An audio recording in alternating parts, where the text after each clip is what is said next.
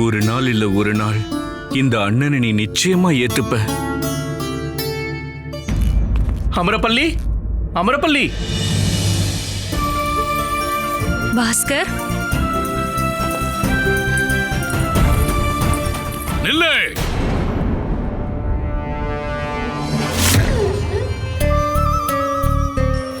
என் பொண்ணையே பேர் சொல்லி கூப்பிடுறியே, நீ யாருன்னு சொல்லு. உங்களுக்கு ரொம்ப வயசாயிடுச்சு. நான் பாஸ்கர். இது கூட உங்களுக்கு தெரியலையா? பாஸ்கரோ இல்ல பீஸ்கரோ, ஒரு இளம் பெண்ணோட அப்பாவோட கண்களுக்கு உன்ன மாதிரி பொறுப்பில்லாத இளைஞர்கள் எல்லாம் தெரியவே மாட்டாங்க.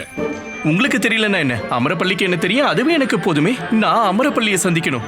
என்ன விஷயம்? உங்ககிட்ட ஏன் சொல்லணும்? அவ ஏன் தோழி, நான் அவளை சந்திக்கணும். கண்டிப்பா முடியாது. நான் அமரப்பள்ளியோட அப்பா. என்னோட அனுமதி இல்லாம நீ அவளை சந்திக்க முடியாது. போ போ, கிளம்பு கிளம்பு இங்கிருந்து.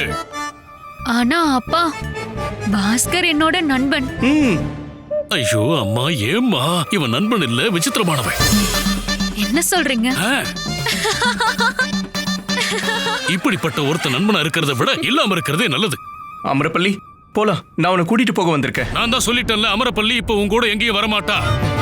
நீ என்ன சொல்றதா இருந்தாலும், என்ன விஷயமா இருந்தாலும் அதை இங்க என் முன்னாடியே சொல்லு. ஆமா, நீங்க எதை சொல்றதா இருந்தாலும் அப்பா முன்னாடியே சொல்லுங்க, சரியா? சரி, நான் கேட்க வந்ததை கேட்கிறேன். நீ உன் அண்ணன் கிட்ட ஏன் அப்படிலாம் நடந்துக்கிற? நீ ஏன் உன் அண்ணன் கூட போகல? ஏன்னா எனக்கு இப்ப குடும்பம் மேலயும் உறவுகள் மேலயும் சுத்தமா நம்பிக்கையே இல்ல. இப்ப என்னோட அண்ணன் மேலயும் நம்பிக்கை வச்சு ஏமாற எனக்கு சக்தி கிடையாது. அமரப்பள்ளி, நீ சொல்றது ஒருவேளை சரியா இருக்கலாம். என்னால் அதை புரிஞ்சிக்க முடியுது. ஆனா பிரளயங்கரை பார்த்தா நேர்மையானவன் மாதிரி தான் தெரியுது. அவன் புத்திசாலி மட்டும் இல்ல, ரொம்ப திறமையானவன். அப்ப நீ சொல்றத வச்சு பார்த்தா அவனுக்கு என்ன மாதிரி திறமைகள் இருக்குதானே? அப்படியா? சொல்லுப்பா, சொல்லு. ஆமா, நான் அந்த அர்த்தத்துல தான் சொன்னேன் குருவே. நாம போலாமா? போறதா? எங்க போறது? ஐயோ, எங்க அப்பா அமரப்பள்ளியை கூட்டிட்டு வர சொன்னாரு. விஜயநகரத்து விளையாட்டு திருவிழாவுல வீரர்களுக்கு வால் பயிற்சி கொடுக்கறதுக்காக தான். சரி சரி, நீ சொல்லிட்டல, கிளம்பு கிளம்பு. அமரப்பள்ளி அவளாவே வருவா, ஆனா உன் கூட கண்டிப்பா அவ வரவே மாட்டா. புரிஞ்சிடுச்சு குருவே. உங்ககிட்ட அந்த சிவபெருமானே பேசி ஜெயிக்க முடியாது. நான் கிளம்புறேன். நீ சரியான நேரத்துக்கு வந்துரு, சரியா? ஏமா, இவன் குறும்புக்காரன் கிடையாது, மகா குறும்புக்காரன். இந்த மாதிரி குறும்புத்தனம் பிடிச்ச ஆளுங்க கிட்ட இருந்து கொஞ்சம் நீ விலகியே இரு. புரிஞ்சுதாமா மகளே? நீயா திரும்ப எதுக்காக வந்திருக்க? உனக்கு என்ன வேணும்? அது வந்து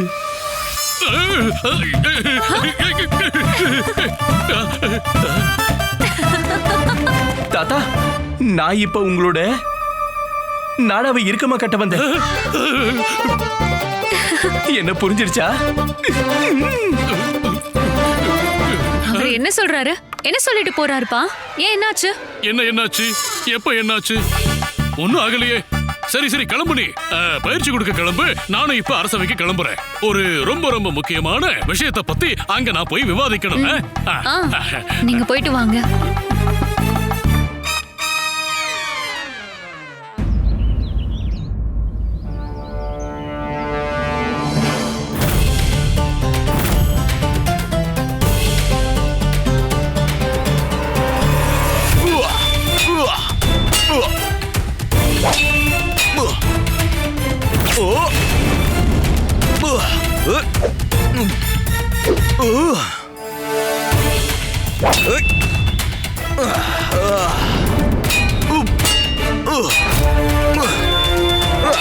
இனி எனக்கு எந்த சந்தேகமும் இல்ல. நாளைக்கு விஜயநகரத்தோட விளையாட்டு போட்டியில, திறப்பு விழாவுக்கு அப்புறம் நடக்க போற வாள்வீச்சு போட்டியில விஜயநகரம் தான் வெற்றி அடையும். மகாராஜா, உங்க முன்னாடி வந்து நிக்கிற இவங்க 2 பேரும் சதுரங்க விளையாட்டுல ரொம்பவே திறமசாலிங்க. இவரு ராகவன், அப்புறம் இவரு மோகன். விஜயநகர விளையாட்டு திருவிழால சதுரங்க போட்டியில விஜயநகரத்து சார்பா யாரு கலந்துக்க போறாங்கிற போட்டி நடந்துகிட்டு இருந்துச்சு. அதுக்காக இவங்க 2 பேரும் தான் இறுதியா மோதுனாங்க. இப்ப இந்த ராகவன் என்ன சொல்றாருன்னா, இந்த மோகன் வந்து போட்டியில சூழ்ச்சி பண்ணிட்டாராம். ஆமா மகாராஜா, நான் அந்த சதுரங்க போட்டியில ஜெயிக்க வேண்டியது. அப்போ இந்த மோகன் எல்லா காய்களையும் களைச்சு கீழே தள்ளி விட்டுட்டாரு. திரும்ப பழைய மாதிரியே அடுக்கினப்போ இவரு மந்திரியோட இடத்த மாத்தி வச்சிட்டாரு. அதனால போட்டியில நான் தோத்து போயிட்டேன். இல்ல மகாராஜா, என் மேல சொன்ன குற்றச்சாட்டு ஆதாரமற்றது. ஏன்னா நான் எல்லா காய்களையும் அந்தந்த இடத்துல தான் வச்சேன். ஆனா இவர் தோத்து போனதுனால இவர் வேணும்னே என் மேல இப்படி பழிய போடுறாரு. மகாராஜா, யார் உண்மையை சொல்றாங்க யார் பொய் சொல்றாங்கன்னு என்னால சொல்ல முடியாது. ஆனா மகாராஜா, ஒண்ணு மட்டும் எனக்கு தெரியும். இந்த ராகவன் ரொம்ப திறமையான வீரன். அதனால என்ன பொறுத்த வரைக்கும் இவர்தான் போட்டியில ஜெயிச்சிருந்திருக்கணும். குருவே, சிறந்தவனை விட மிக சிறந்தவன் இருக்கிறான். அதனால மகாராஜா, நாம இவங்க 2 பேருக்கு நடுவுல இன்னொரு சதுரங்க போட்டியை நடத்தி ஆகணும். அதுல ஜெயிக்கிறவங்கள தான் நாம போட்டியில கலந்துக்க வைக்கணும். நீங்க சொன்னதுதான் சரி. இவங்க 2 பேருக்கு இடையில நாம மறுபடியும் ஒரு போட்டியை வைக்கலாம். நீங்க என்ன சொல்றீங்க மகாராஜா? இது ஒரு விளையாட்டு. ஒருவேளை துர்பாக்கியத்தால நான் தோத்து கூட போகலாம். ஆனா ஏற்கனவே நடந்த ஆட்டத்துல நான் ஜெயிச்சிட்டேன். அப்படின்னா நாம ஒண்ணு பண்ணலாம். உங்க 2 பேருக்கும் நடுவுல சதுரங்க போட்டி 1 இல்ல 2 நடத்தலாம். 2 தடவை யாரு ஜெயிக்கிறாரோ அவரு திருவிழாவுல கலந்துக்கிட்டோம். அப்புறம் யாராவது பொய் சொன்னாலோ இல்ல சூழ்ச்சி செஞ்சாலோ அவங்களுக்கு 200 சவுக்கடி கிடைக்கும். நான் ஏத்துக்கிறேன்.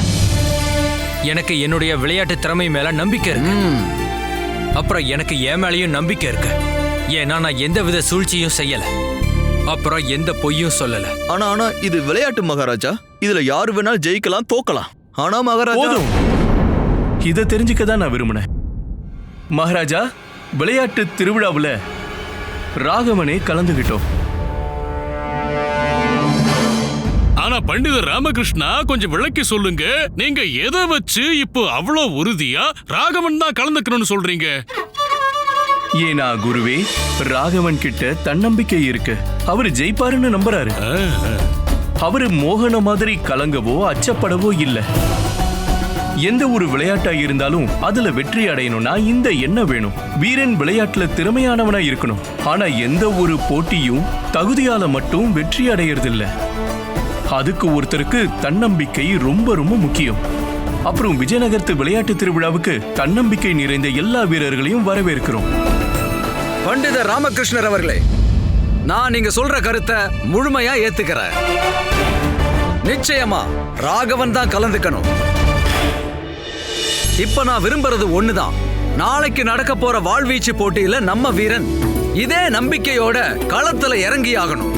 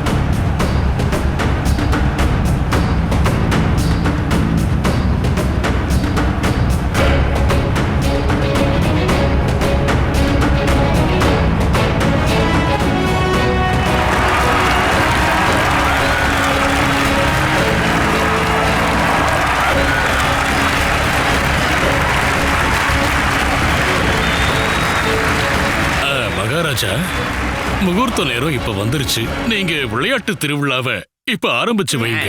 நிச்சயம் ராஜகுரு தத்தாச்சாரியாரே.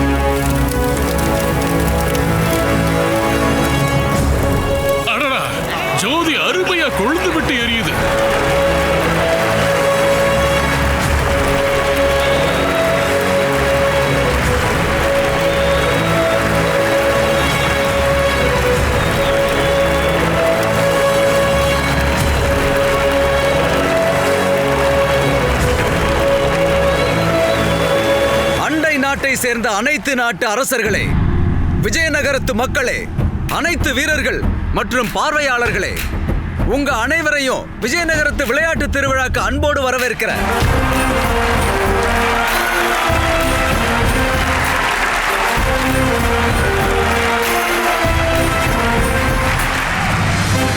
நீங்கள் அனைவரும் விளையாட்டு திருவிழால கலந்துகிட்டு என்னுடைய புகழ அதிகப்படுத்தி இருக்கீங்க. என்னுடைய விருப்பம் ஒண்ணுதான், இந்த விளையாட்டு திருவிழால நீங்க எல்லாரும் விளையாட்டின் விதிமுறைகளை நல்லா மதிச்சு விளையாடணும். அப்புறம் எந்த நாடு மதிப்பெண் பட்டியல்ல முதல் இடத்தை பிடிக்க போகுதோ அவங்களுக்கு நான் பரிசு வடிவத்துல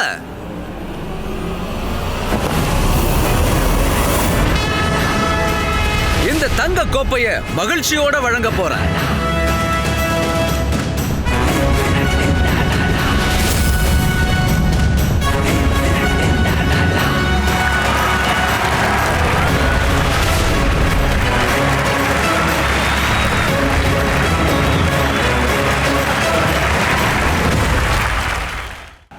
மகாராஜா, இந்த தங்க கோப்பை ரொம்ப அழகா இருக்குல்ல?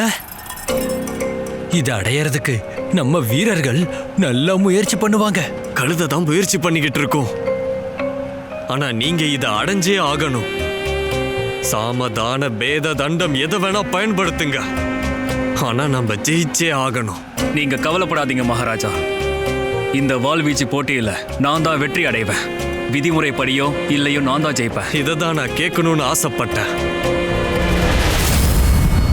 விஜயநகரத்தின் விளையாட்டு திருவிழாவை ஆரம்பிக்கலாம். கொஞ்சம் பொறுமையா இருங்க மகாராஜா. விஜயநகரத்தின் மகாராஜா வெற்றி அடையறவங்களுக்கு என்ன கொடுப்பேன்னு சொல்லிட்டாரு. ஆனா தோல்வி அடையறவங்களுக்கு என்ன தண்டனைன்னு அவர் இன்னும் சொல்லல. ஒன்னும் பிரச்சனை இல்ல, அத நான் சொல்றேன். விஜயநகரமோ இல்ல துர்ஜன்கட் நகரமோ எந்த நாடு தோத்தாலும் அவங்க அந்த கழுத மேல உக்காந்தாகணும். அப்புறம் அவங்க முகத்துல கரிய பூசிக்கிட்டு அவங்க இந்த நகரம் முழுக்க சுத்தி வரணும்.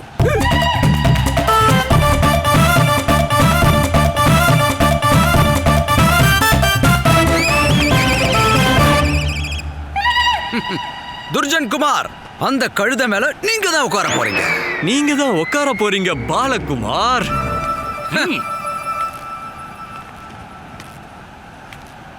பண்டித ராமகிருஷ்ணரே, மகாராஜா, ஒருவேளை நாம இந்த விளையாட்டு போட்டியில தோல்வி அடைஞ்சிட்டோன்னு வச்சுக்கோங்க, அந்த கழுத மேல ஆளா நீங்க தான் உட்காரணும். நீங்க கவலைப்படாதீங்க மகாராஜா. ஒரு கழுதை தான் இந்த கழுத மேல உட்காரும். அப்புறம் போட்டியை பொறுத்த வரைக்கும் இந்த வாள்வீச்சு போட்டியில கண்டிப்பா நாம தான் ஜெயிப்போம். ஏன்னா அமரப்பள்ளி நம்ம வீரனுக்கு பல விதமான சிறப்பு பயிற்சிகளை கொடுத்திருக்காங்க. அதனால கண்டிப்பா நாம தான் ஜெயிப்போம். உண்மையாவா? ஆமா மகாராஜா.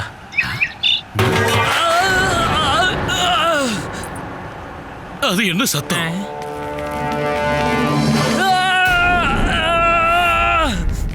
அச்சச்சோ, என்னாச்சு என்னாச்சு? என்னாச்சு? பாத்து மெதுவா.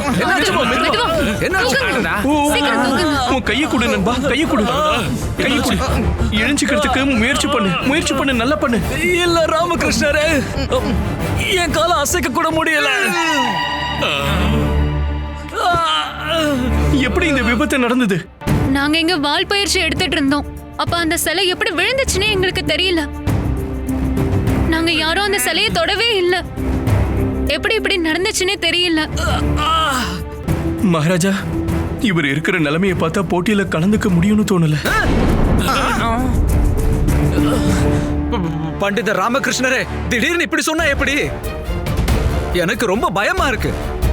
இன்னும் விளையாட்டு போட்டி ஆரம்பிக்கவே இல்லையே. அது ஆரம்பிக்கிறதுக்கு முன்னாடியே இந்த நிலைமையா? ஐயோ பண்டித ராமகிருஷ்ணரே, விஜயநகரத்தோட மான மரியாதை என்ன ஆகிறது சொல்லுங்க.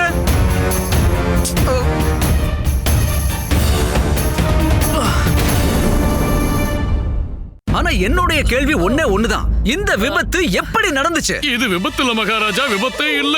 இது கண்டிப்பா கவனக்குறைவுதான். பண்டிதர் ராமகிருஷ்ணா, நீங்க ஒண்ணு சொல்லுங்க. நீங்க இப்படிப்பட்ட ஒருத்தரை எப்படி தேர்ந்தெடுத்தீங்க? போட்டி ஆரம்பிக்கிறதுக்கு முன்னாடியே காயப்பட்டு நிக்கிறாரு. என்ன மன்னிக்கணும் குருவே, நீங்க முதல்ல எனக்கு ஒரு பதில் சொல்லுங்க. நிகழ்ச்சியுடைய எல்லா ஏற்பாடுகளையும் நீங்க தானே பண்ணீங்க. இந்த கனமான சிலையை இந்த அறையில யார் வச்சது? அது இவர் காலில் விழுந்ததுன்னா இவர் காயப்பட்டிருக்காரு. ராஜகுரு தத்தாச்சாரியரே பதில் சொல்லுங்க. அது நான் இத பத்தி விசாரிக்கிறேன். கண்டிப்பா நான் இத பத்தி விசாரிக்கிறேன்.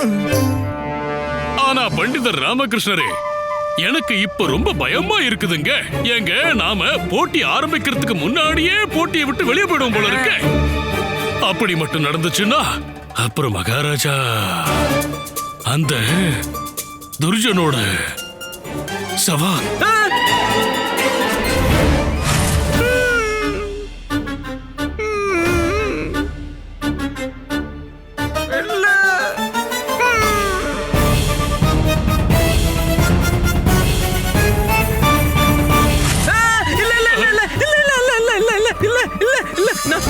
நான் கழுத மேல உட்கார மாட்டேன். நான் கழுத மேல உட்கார மாட்டேன். மூஞ்சில கரிய பூசிட்டு நான் கழுத மேல உட்கார மாட்டேன். இல்ல இல்ல இல்ல மகாராஜா மகாராஜா, நீங்க கவலைப்படாதீங்க. விஜயநகரத்தோட வீரன் போட்டியில கண்டிப்பா கலந்துப்பான். இனி எப்படி கலந்துக்க முடியும்? இனி எப்படிங்க கலந்துக்க முடியும்?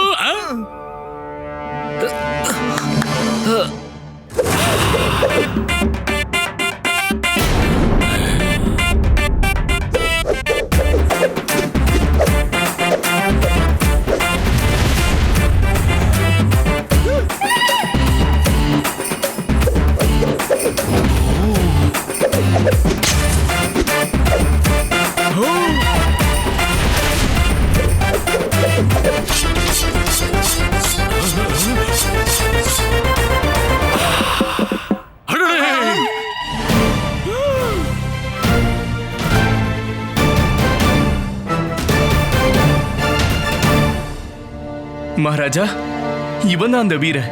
இவன் போட்டியில கலந்துப்பான். சிறப்பு, மிகச் சிறப்பு. இவன் மிகச் சிறந்த வாழ்வீச்சு வீரன். ஆனா மகாராஜா, இப்ப என்னோட கேள்வி என்னன்னா, நம்ம பண்டிதர் ராமகிருஷ்ணர் கிட்ட இவ்வளவு சிறப்பான மிகச் சிறப்பான வாழ்வீச்சு வீரன் இருந்தோம், அப்புறம் எதுக்காக இவர் இந்த வீரனை தேர்ந்தெடுத்தாரு? ஏனா குருவே, இவருடைய வாளால காத்துல நெல்லிக்காவை கூட இவர் சின்ன சின்ன துண்டுகளா வெட்டிடுவாரு.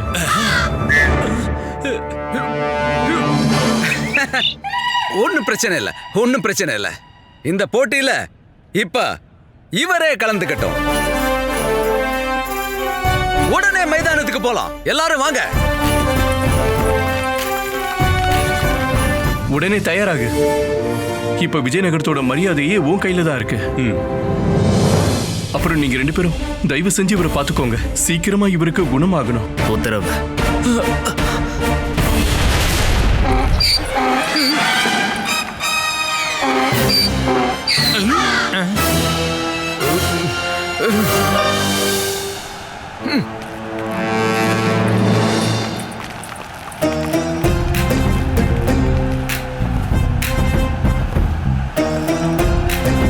மகாராஜா பாலா, உங்களுக்கு கேட்கலையா? அந்த கழுதை உங்களை கூப்பிடுது. அது உங்களை பார்த்து என் வருங்கால முதலாளி என் மேல சீக்கிரம் வந்து உட்காருங்கன்னு சொல்லுது. துர்ஜன் குமார்.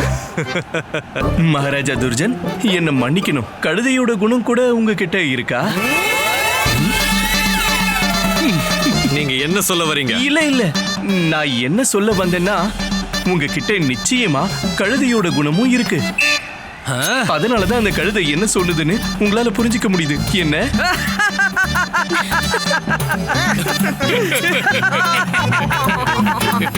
கேலி பண்றீங்களா? சிரிங்க, நல்லா சிரிங்க. எல்லா போட்டிகள்லயும் நீங்க தோத்து போனதுக்கு அப்புறமா பாலா, நீங்க கழுத மேல உட்காருவீங்க. அதை பார்த்து நான் சிரிப்பேன். அது மேல நீங்க தான் உட்கார போறீங்க துர்ஜன் குமார். நீங்க தான் உட்காருவீங்க. நீங்க தான் உட்கார போறீங்க. நீங்க தான். விளையாட்டு போட்டியை ஆரம்பிக்கிறதுக்கு அனுமதி கொடுங்க. பண்டிதர் ராமகிருஷ்ணரே, நீங்க ஆரம்பிங்க.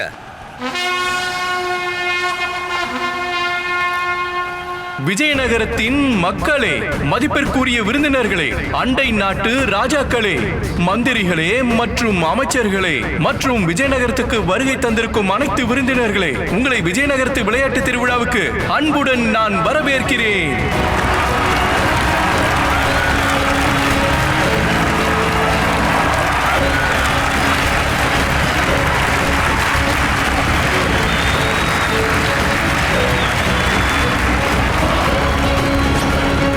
இந்த விளையாட்டு போட்டி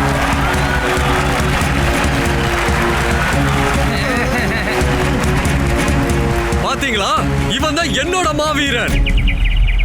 ஆஹா, இந்த ஆட்டத்துடைய முதல் போட்டியில துர்ஜன் கட்ட சேர்ந்த குட்டன் ஜெயிச்சிருக்காரு. இப்ப அடுத்து மோத போறது மதுரம்பூரை சேர்ந்த மாடப்பாவுக்கும் அப்புறம் தீபங்பூரை சேர்ந்த சத்யாவுக்கும் போட்டி. கை தட்டுங்க, ஆரம்பிக்கலாம். ஏய்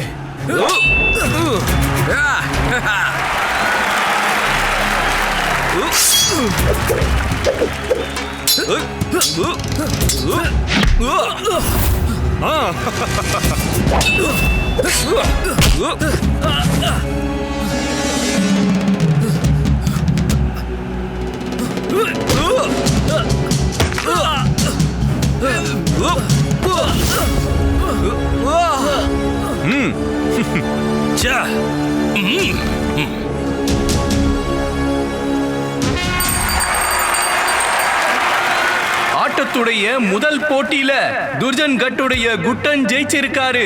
இரண்டாவது போட்டியில தீபங்பூரை சேர்ந்த சத்யா வெற்றி அடைஞ்சிருக்காரு. இப்போ மூணாவது போட்டியில மோதிக்க போறவங்க விஜயநகரத்துடைய முரளிகுமாரும் மற்றும் பல்லிபுரை சேர்ந்த ஸ்ரீனிவாசனும். கைத்தட்டுங்க.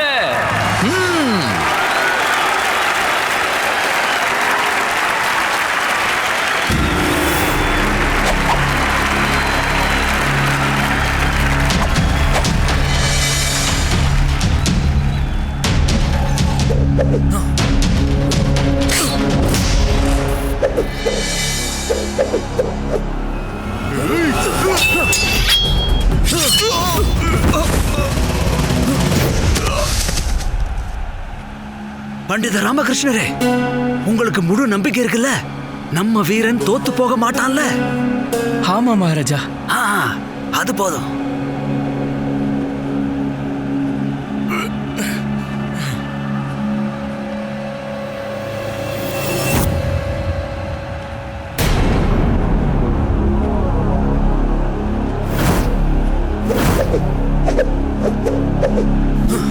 வா.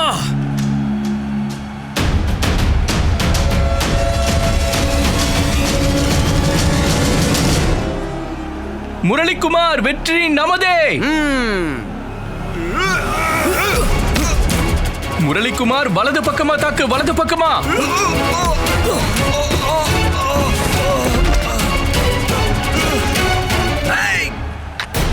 இந்த முரளிகுமார் ஏன் தடுமாறுறான்?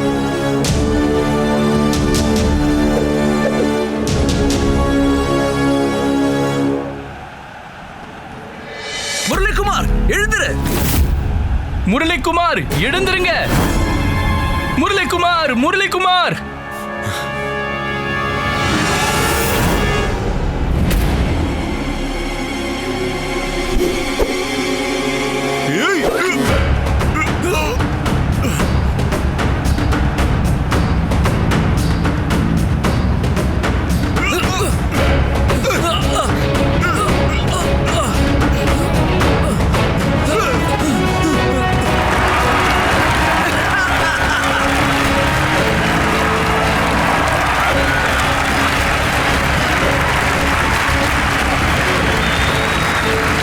மகாராஜா, நாம ஜெயிச்சிட்டோம்.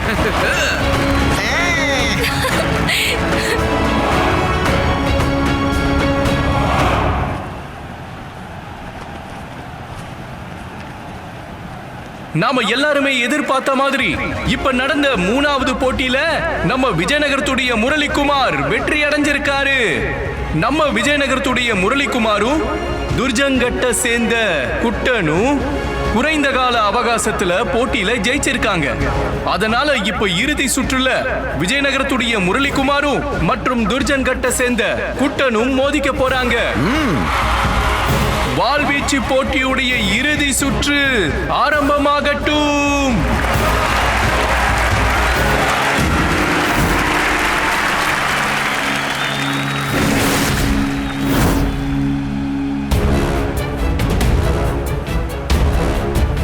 குட்டன்,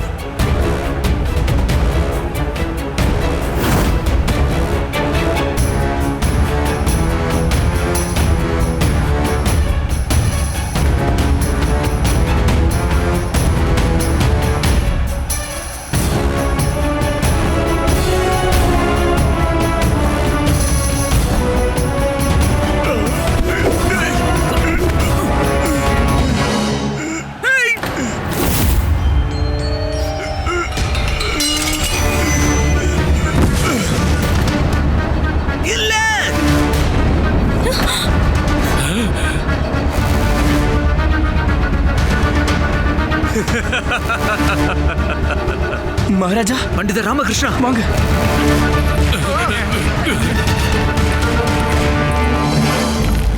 முரளிகுமார், முரளிகுமார், என்னாச்சு? பண்டித ராமகிருஷ்ணரே, அவருக்கு என்னாச்சு? மகாராஜா, இவரோட உடம்பு முழுக்க நீளமாயிடுச்சு. வாயில இருந்து நுர வந்திருக்கு. கண்டிப்பா இவருக்கு யாரோ விஷம் கொடுத்திருக்கணும் மகாராஜா. கடவுளே!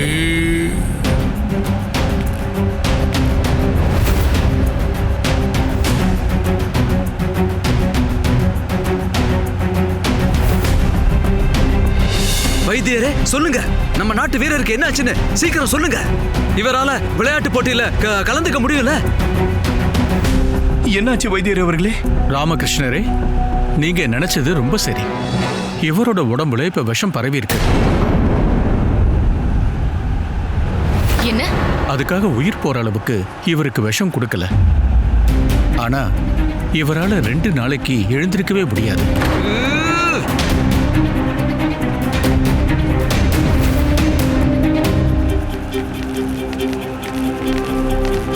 பாத்தீங்களா மகாராஜா, பாத்தீங்களா எப்படிப்பட்ட ஆளுங்களை போய் பண்டித ராமகிருஷ்ணர் தேர்ந்தெடுத்திருக்காரு. ஒரு வீரனோட கால்ல சிலை விழுந்துருச்சு, இன்னொருத்தனால எந்திரிக்க கூட முடியல. இப்ப என்ன பண்றது மகாராஜா, என்ன பண்றது? ராஜகுருவே, நீங்க கொஞ்சம் அமைதியா இருங்க. இது ஒருத்தர் இன்னொருத்தர் மேல பழி போடுற நேரம் கிடையாது. இப்ப அடுத்து என்ன பண்றதுன்னு நாம எல்லாரும் யோசிச்சாகணும். இப்ப விஜயநகரத்தின் சார்புல எந்த வீரனும் இல்ல. அதனால இப்ப துர்ஜன் கட்ட சேர்ந்த வீரனை வெற்றியாளரா நான் அறிவிக்கிறேன். அதுக்குள்ள உங்களுக்கு அவ்வளவு அவசரம் என்ன மகாராஜா துர்ஜன்? இந்த விளையாட்டு திருவிழாவுடைய விதிமுறைப்படி ஒரு விளையாட்டு வீரனுக்கு உடம்பு சரியில்லைனா அவனுக்கு பதிலா இன்னொரு வீரனால கலந்துக்க முடியும். சரி, அப்படின்னா உங்களோட மாற்று வீரர் எங்க? எல்லாரும் முன்னாடி அந்த வீரரை வர சொல்லுங்க. எல்லா வீரர்களையும் ஒரே நொடியில தோக்கடிச்ச என் மாவீரனை எதிர்த்து போராட போறது யாருன்னு எனக்கு தெரியணும். வர சொல்லுங்க. பண்டித ராமகிருஷ்ணரே, இவ்வளவு குறுகிய நேரத்துல நம்ம இன்னொரு வீரரை எப்படி கண்டுபிடிக்க முடியும்? சொல்லுங்க மகாராஜா. நான் இப்போ 10 என்றதுக்குள்ள விஜயநகரத்தோட வீரன் மைதானத்துக்குள்ள வரல அப்படின்னா துர்ஜன் கட்ட சேர்ந்த இந்த குட்டனை வெற்றி வீரனா இப்ப அறிவிச்சாகணும். 1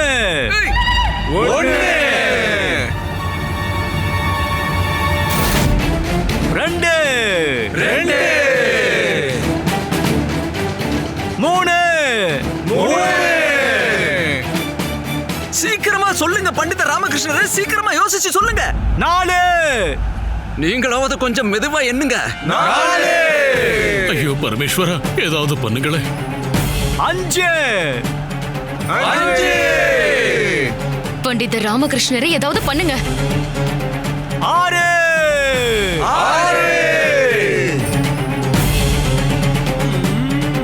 7 மகாராஜா,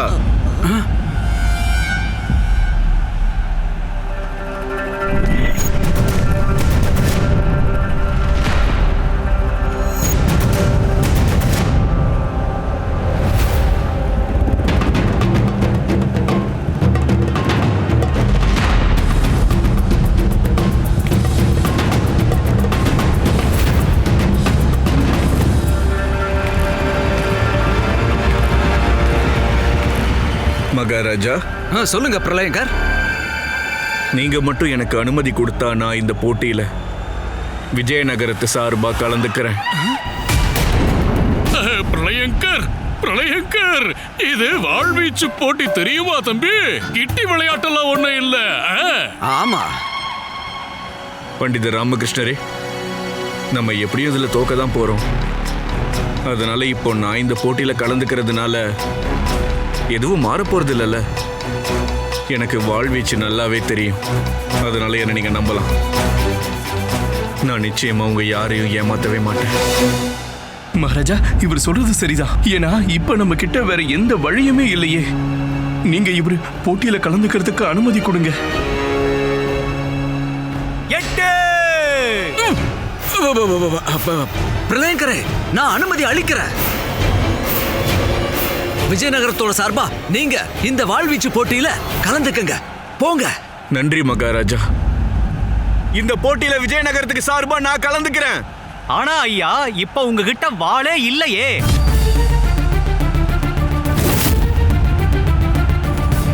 என்னால இவரை வாளே இல்லாம கூட எதிர்க்க முடியும். என்ன?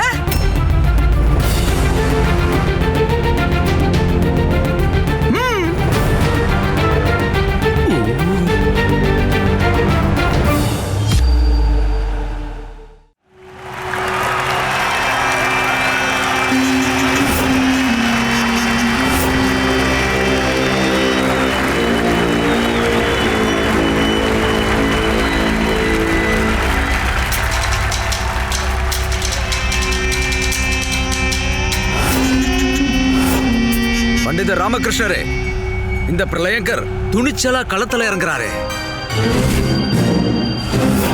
ரொம்ப தைரியமான ஆள் தான்.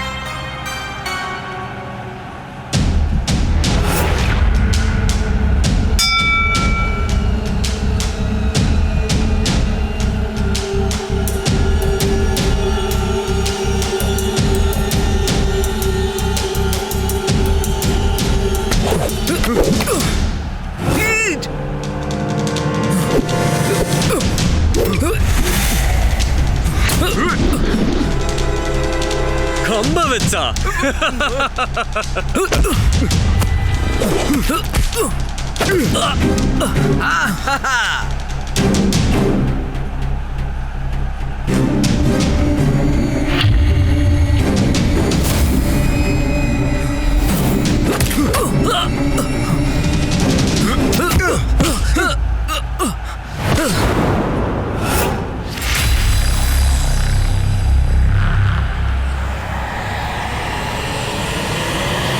பிரளயங்கர் பார்த்து.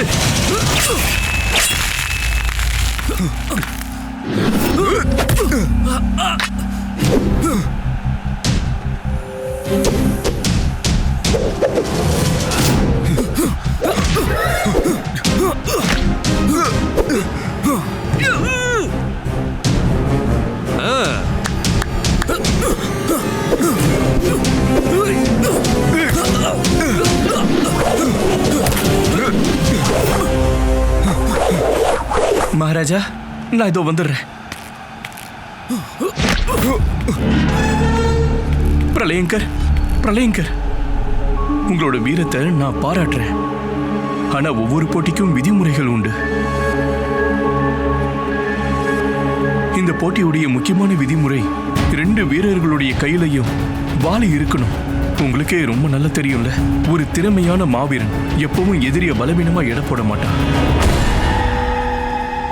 இந்த பிரளயங்கர் கிட்ட குசு குசுன்னு என்ன பேசிக்கிட்டு இருக்கான் பண்டிதர் ராமகிருஷ்ணன்? அதனால இந்த வாளை புடிங்க.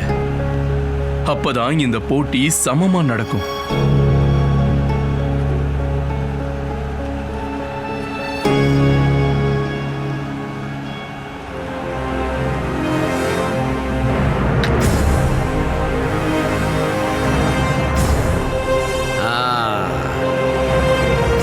ரொம்ப நன்றி பண்டிதரே.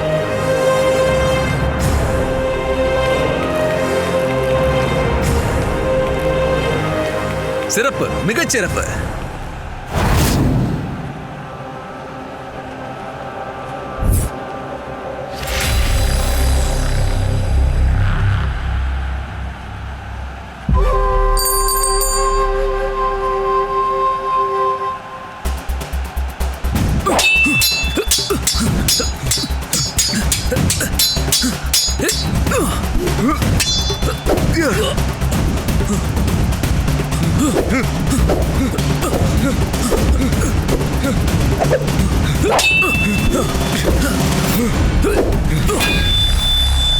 பிரளயங்கர், வேகமா வீசி தாக்குங்க.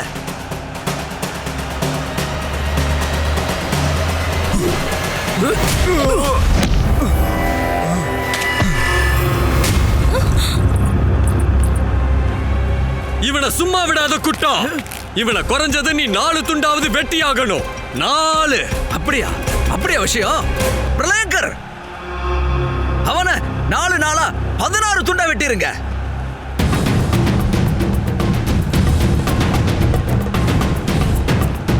பிரளயங்கர் பார்த்து.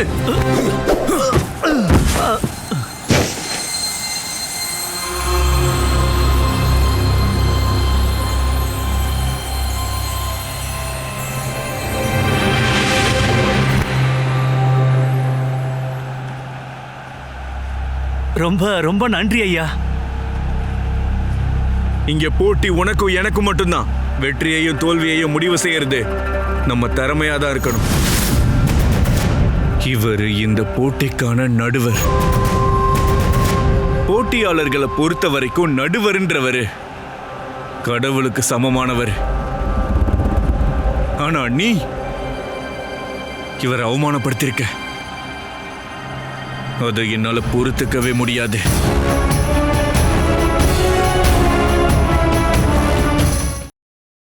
Catch us on TV, Tandivan.com, Facebook and YouTube.